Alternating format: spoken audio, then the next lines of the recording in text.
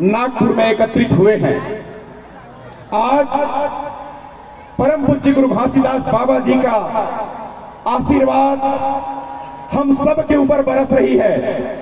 इस श्वेत खाम के रूप में विराजमान होकर हमें देख रहे हैं। मैं परम पूज्य गुरु घासीदास बाबा जी से प्रार्थना करता हूं कि सभी संत समाज का जीवन खुशियों से भरा रहे, धन धान्य से संपन्न रहे। साथियों, मंच में उपस्थित हमारे विशिष्ट जन, हमारे महिला पदाधिकारीगण और इस जयंती को बहुत ही उत्साह के साथ मनाने के लिए कटिबद्ध मेरे ऊर्जावान साथीगण, आप सबने साबित कर दिया है कि जयंती, गुरु जी का जयंती कैसे मनाया जाना चाहिए। आप सबने जो किया है वो एक उदाहरण के रूप में हर जगह देखा जाता है। साथियों, परम पूज्य गुरु घासीदास बाबा जी के बारे में, उनके जीवनी के बारे में, उनके सत्य संदेश के बारे में हमारे ज्ञानी जन, पंडित कड़ियार और संत जन बताते रहते हैं। आज मैं सतनामी की एक इतिहास के बारे में बताना चाहता हूं। मेरे नवयुवक साथियों को मैं जागृत करना चाहता हूं कि वो जाने अपने इतिहास को और गौरवशाली सतनामी संस्कृति, सतनामी सभ्यता के बारे में जानकर समाज को एकजुट करने के लिए प्रयास करते रहें। साथियों, सतनामी कोई जाति नहीं है। सतनामी कोई जाति नहीं है। सतनामी सत में चलने वालों की पहचान है और इस सतनामी में सभी जाति धर्म के लोग समाहित हुए हैं।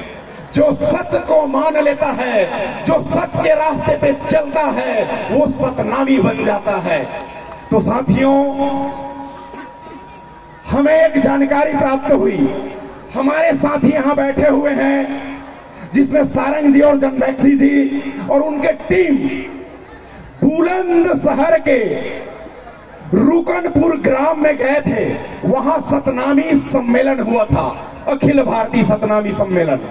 कहां? उत्तर प्रदेश के बुलंदशहर के रुकनपुर ग्राम में।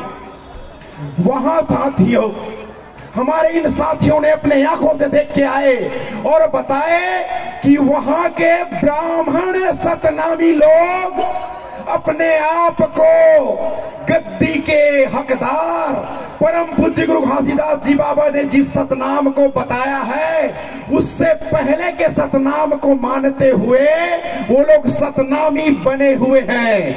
कौन लोग? ब्राह्मण समाज के लोग। साथियों, सोच लीजिए, सतनामी कोई जाति नहीं है, इसका प्रमाण है और वो प्रमाण हमारे इन साथियों ने देख कर आए हैं। और वहां 1354 से गद्दीदार चला रहा है। 1354 से। सोच लीजिए, अंग्रेज यहां पे आए 1800 में। औरंगजेब के, हमारी लड़ाई औरंगजेब के साथ हुई 1756 में। और जहां की हम बात कर रहे हैं रुकनपुर बुलंदशहर की, वहां पे गद्दीदार चला रहा है सतनामी समाज की, वो है 1354 की, और वो भी ब्राह्मण समाज के द्वारा। तो सोचिए साथियों, सतनामी कोई जाति के लिए नहीं है, सतनामी सत्य के रास्ते में चलने वाले लोगों की पहचान है।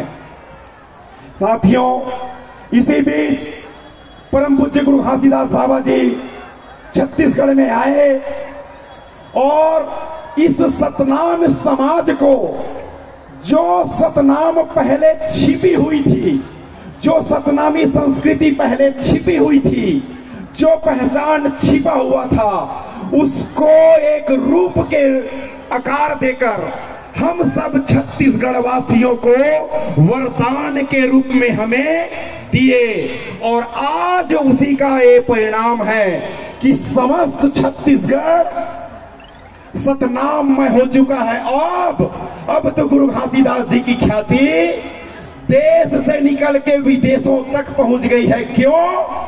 क्योंकि गुरु घासीदास बाबा जी ने सतनाम से हमें अवगत कराए, सतनाम के बारे में हमें पहचान दिलाए।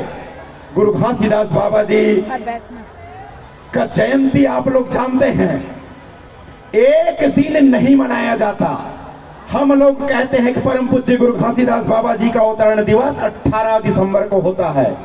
साथियों, आप लोग देख रहे हैं आपके इस मिनी माता नगर में आज 24 तारीख को भी गुरु जी का जयंती मनाया जा रहा है और परम पूज्य गुरु घासीदास बाबा जी का जयंती सिर्फ 18 को नहीं और सिर्फ 24 को नहीं, पूरे महीनों मनाया जाता है। क्यों?